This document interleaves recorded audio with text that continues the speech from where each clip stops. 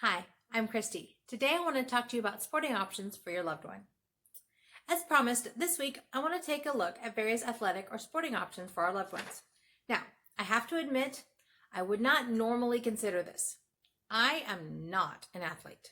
In fact, I hated PE all the way through school and even into college.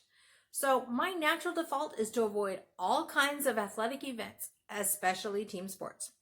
However, both of my boys have participated in sports and really enjoy them. Well, okay, really enjoy them might be pushing it a bit for AJ, but he participates and he counts down how many practices are left until he's all done. Okay, welcome to Life with AJ, and part of the reason that I'm always saying never a dull moment. The number of sporting events, though, that are available now to individuals with special needs has greatly increased over the past number of years, and it continues to expand regularly. Today, if your loved one is interested in a particular sport, you can probably find a way for them to participate in it. So let's take a look at a few ideas that I came up with. Basketball. Now, this one wasn't hard for me to come up with because it's something that AJ has enjoyed since elementary school. Now, for years, he'd tell me, Mom, I'm really good at shooting baskets. And I think, okay, whatever. I didn't think a whole lot of it.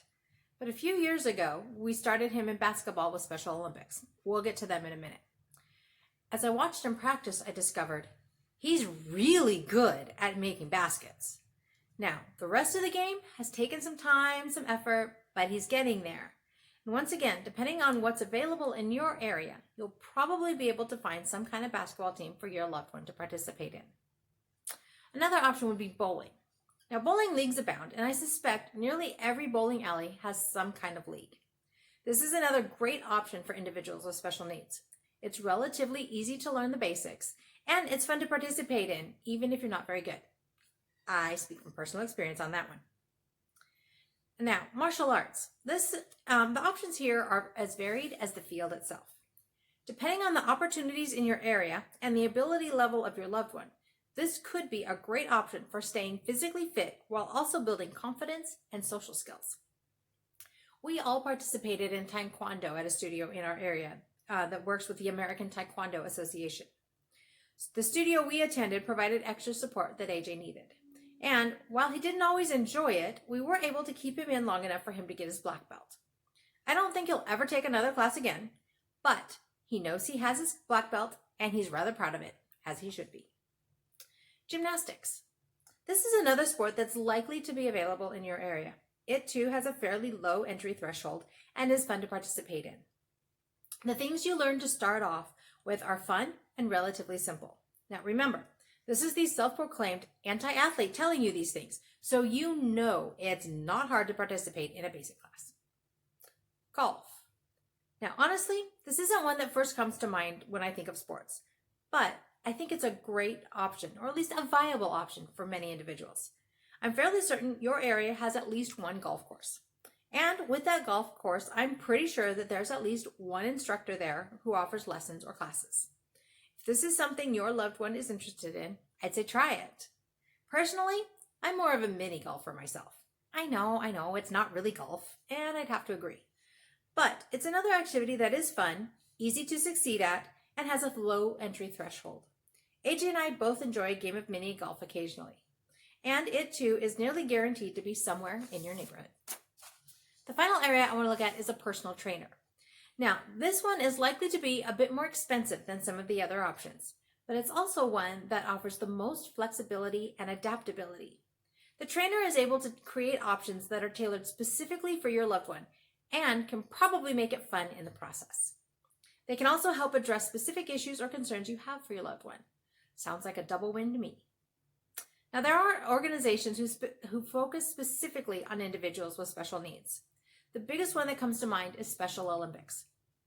In our area, there's also the Miracle League, which focuses specifically on offering baseball and soccer to individuals with special needs. Let's look at each one.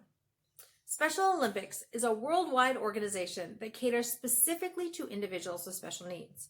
They offer numerous sports and even have Olympic Games where athletes from all over the world or from a part of the world come together to compete just like the Olympic Games that we all enjoy watching. Now, AJ has participated in Special Olympics for the past 5 years. Over that time, he's done basketball as an evening league through the Special Olympics and as several unified teams through his school. He's also done bowling and softball.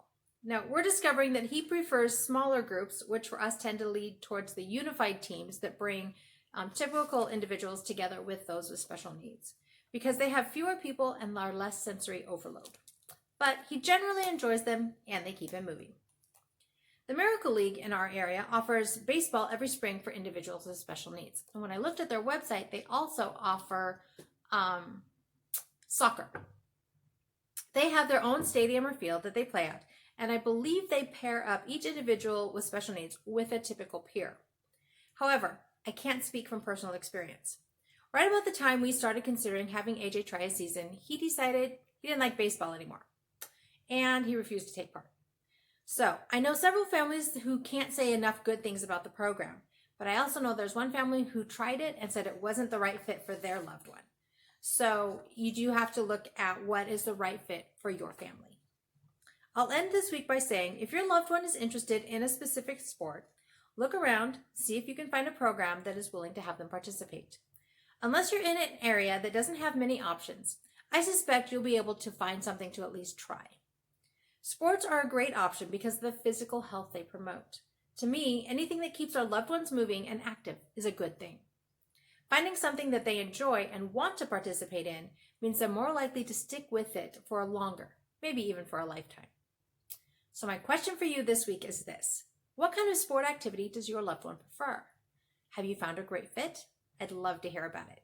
You can leave me a comment below, or you can leave me a comment over on the blog. That's at www.havenofhopeforme.com. This originally posted in February of 2020. Over on the website, you can also find my email signups. They're available and let you know about all newly released content and products as soon as they're available. As always, I would appreciate it if you'd share this with anybody you think would find it helpful. I'd love to help as many families as I can. I'm so grateful we found active options for AJ so that I can continue to say that life is good and there is never a dull moment.